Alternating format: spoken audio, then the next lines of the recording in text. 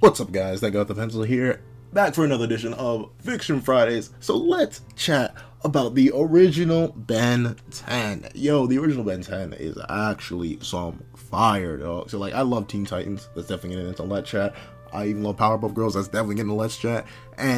But I have to flat out say, the show that I always went to, the show that I always look back on, the shows that I always really rewatch episodes from regularly, a show that I will always constantly go back to is the original Ben 10 series. And I was wondering why, like, what is it about this show that honestly grabs me so much? And I feel like, let me just break it down into some sections. So number one, the characters. So I love the three main characters of the show. I love Gwen, I love Ben, and I love Grandpa Max. Honestly, a really strong central trio for reasons you wouldn't initially think, because like usually when you think central trios, like you would have like an old master and some students, but the way that Ben 10 does it, especially in its first season, because I remember I'm pretty sure this is one of the few shows that I actually watched completely in order. One of the main reasons my memory's so spotty on Teen Titans episodes is because I watched them in completely random order when they came on Boomerang.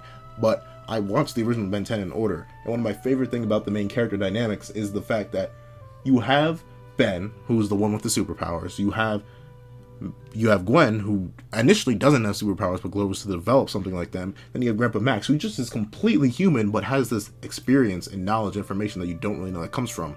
And then the end of the first season just reveals why he has all that. And shoot, like, I want to break it down in sections, but actually, let me talk about one of the best opening episodes to any TV show ever. Like, and then there were 10, I'm pretty sure that's the name of it. And then there were 10, bro. That episode is still a fantastic intro episode to any show ever. Like that is how you plot out an intro episode, because it has such a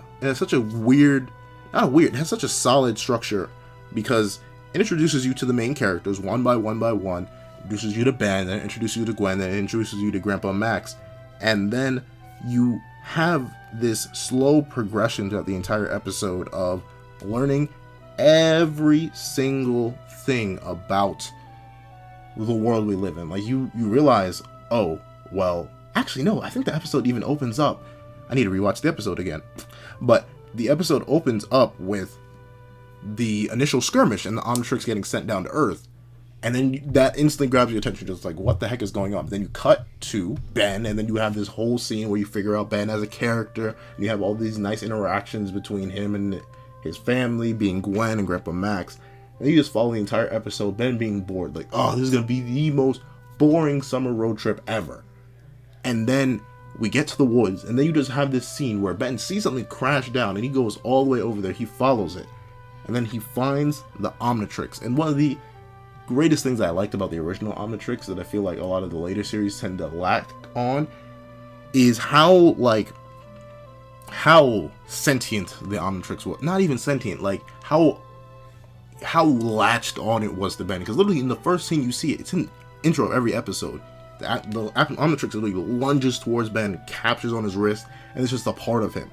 And then when Ben transforms for the first time, because he's messing around with it as any 10-year-old kid would, and he transforms into Heat Blast, everything about that initial episode works, from the first initial transformation to how well it's paced, and it does a great thing. It introduces everything you need to know about the series. It introduces Ben, it introduces Gwen. I believe it even hints to her background as something more than just a regular human, and it hints to the main villain of the entire show by literally showing him, Vilgax.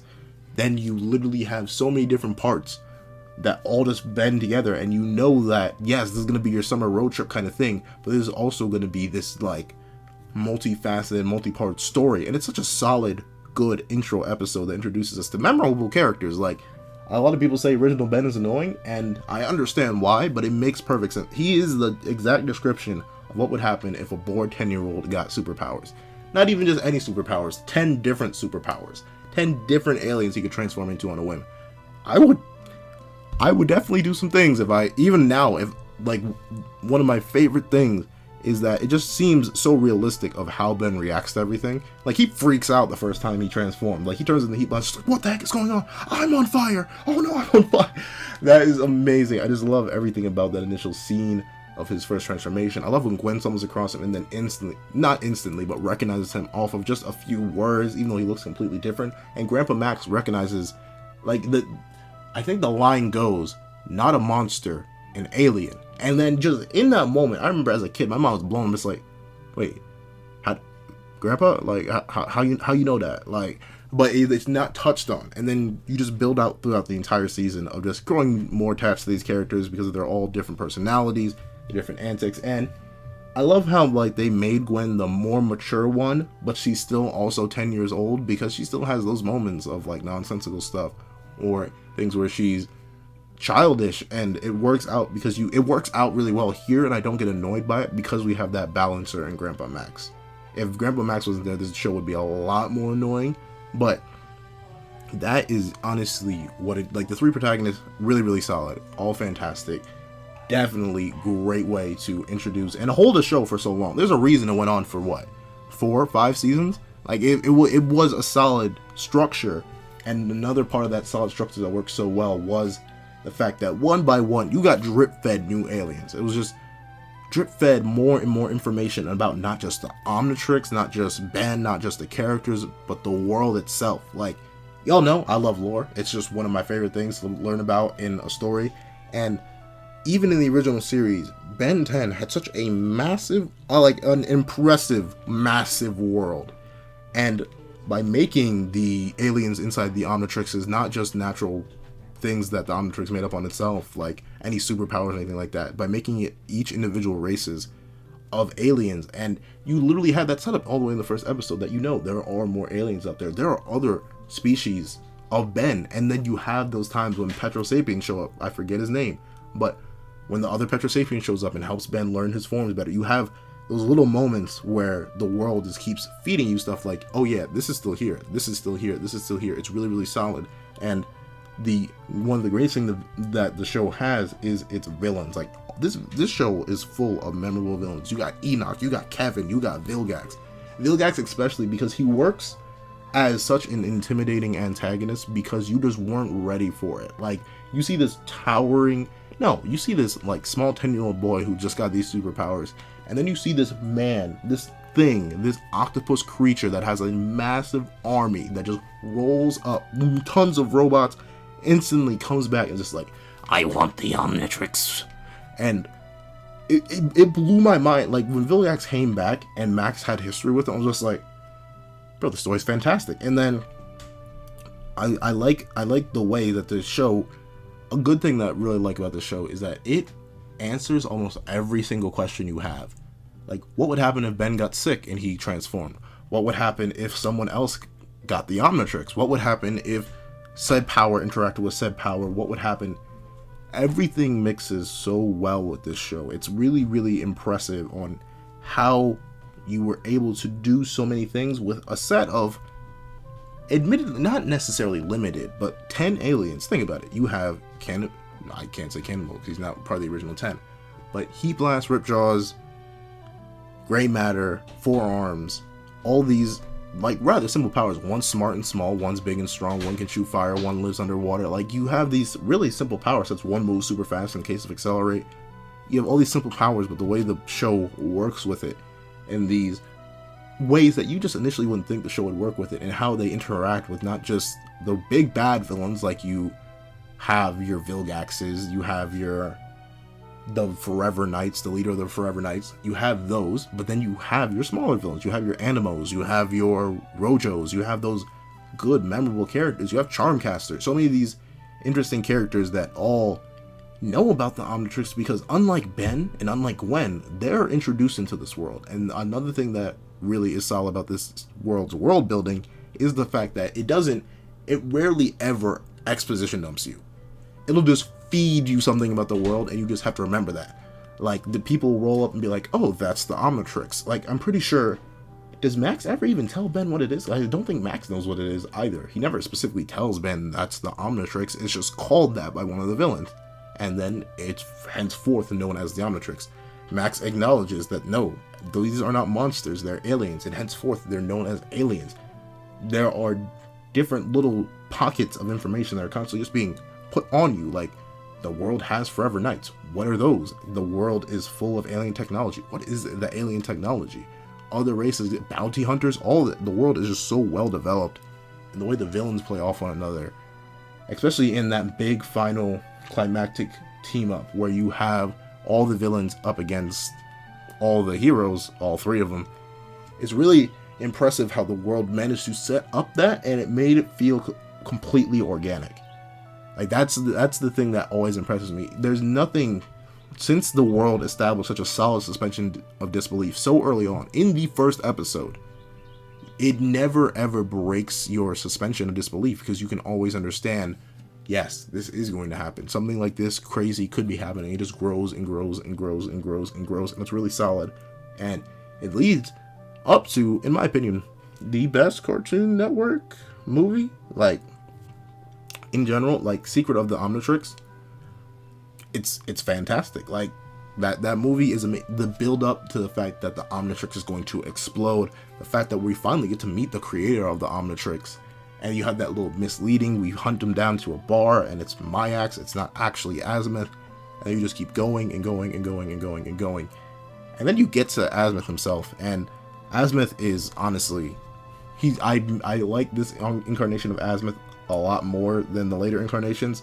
I like his later voice better because I feel like it's more like mentor-ish, but I like this Azimuth because he's kind of like an old cynic. He's like, I built this thing to create peace and to establish unity across the galaxy. Now all y'all want to use it as this big, massive destroying weapon. I couldn't care if the thing blows up and destroys the entire universe. Maybe we just need to restart. And then Ben, through his like childish, it's really like childish optimism and his stalwart, stubborn nature that convinces Azimuth to be like, fine, you know what, we'll fix the darn thing. And I love my favorite scene is how Azimuth runs up and is just like putting the Omnitrix back in there, and Ben's like, wait, I thought it couldn't be fixed. And Azimuth's just like, wait, who said that? I didn't say that. Do you assume something? Like, we don't assume around here. We Azimuth boys. And he's just like, you know what, I think you're gonna like this new alien. And it introduces Waybig. Now, he looked super weird, but Waybig was so meta when he was first introduced. Waybig is fantastic. The way he just grabs Vilgax and is just like, wow, you really tiny dog, and then just yeets him. Like, the hard yeets my boy Vilgax so far into deep space, and he just towers over everything. And, let me break it down. The Omnitrix is still, to this day, my favorite, like, fictional device, just because of the unique properties it could have. And the unique properties it does have. Like, you could do so many things with the Omnitrix and all the information and aliens stored within it. And honestly, the designs in this show were pretty fire. Like, not gonna lie, I think almost every single design in this show hits. Like, there's very few misses in this show. The main characters are designed great, simple, good, easy designs to animate, but also really, really solid. Like, you can see the silhouettes and know who they are immediately. Then you have the villains who are all uniquely designed. There's no lapse over in the villains. All the aliens look just completely different. It's a good solid use of keeping something uniform about them. Like, you have Ben's shirt across most of them, but they still all have those unique designs because of the strong primary colors and the good work with each one of them. From Ghost Freak to Gray Matter, there's just so many good solid alien designs. And the world is designed, I wanted to do this in the Let's Chat because I figured I could go into long enough detail and be like fully satisfied. But now as I'm talking about it, I know I'm gonna like have to do individual videos on the breakdown on each part of this initial series, because I could talk about it for forever and I don't want to go on too long right now. However, thank you guys so much for watching. Please like, share, comment, subscribe. You know what I asked for. You know why I asked for it. Trust me, it makes me feel happy whenever you guys do it. It's amazing for me. And anyway, would you guys like to see me power scale this series? Like, original Ben 10 and just Ben 10 in general? Like, would you want some versus battles on this? That's just a question I'm gonna leave out there. Y'all tell me in the comments down below if any of the people who watch my versus battle content stumble across this. If you want me to do any versus battle on this, I could. I dabble a little bit in the Ben 10. But regardless, thank you guys once again for watching. And this is That Guy with the Pencil writing off.